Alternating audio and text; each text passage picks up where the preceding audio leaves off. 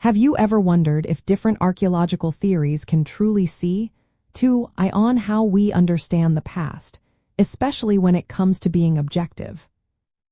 Generally speaking, no, processualists and post-processualists do not agree on the nature or even the attainability of objectivity in archaeology. Their fundamental philosophical differences lead them to vastly different perspectives on what objectivity means and whether it is a realistic goal for understanding ancient societies. The core of this disagreement stems from their theoretical foundations. Processual archaeology, emerging in the 1960s, embraced a scientific and positivist approach. It sought to explain cultural change through universal laws and systems, believing that by applying rigorous scientific methods, archaeologists could uncover an objective truth about the past, much like natural scientists understand the physical world. This perspective emphasizes a detached, empirical analysis, where the archaeologist's biases can be minimized or eliminated.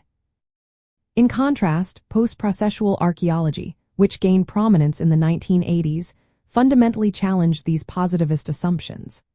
Influenced by postmodernism, structuralism, and critical theory, post-processualists argue that all interpretation is inherently subjective, shaped by the archaeologist's own cultural background, gender, political views, and historical context.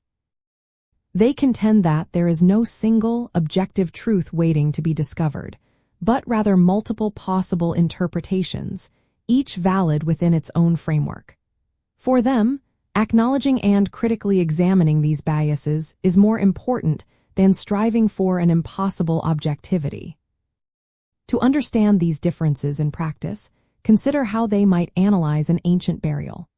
A processualist might focus on the burial's functional aspects, such as resource allocation, social hierarchy reflected in grave goods, or demographic patterns inferred from skeletal remains, aiming for universal explanations of human behavior.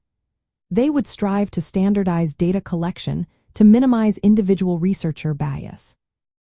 Conversely, a post-processualist would explore the symbolic meanings of the burial, the individual's identity, power dynamics, or the ritual's role in constructing social memory, acknowledging that these interpretations are influenced by their modern understanding of symbolism and identity. They might emphasize the subjective experience of the people in the past and the archaeologist's role in constructing a narrative. This intellectual divergence highlights a critical insight in archaeological theory, that our theoretical lens profoundly shapes what questions we ask, what evidence we prioritize, and what conclusions we deem credible. Recognizing these distinct philosophical stances helps us appreciate the richness and complexity of archaeological interpretation, moving beyond a simple search for a single truth to a nuanced understanding of how different frameworks illuminate different facets of the human past.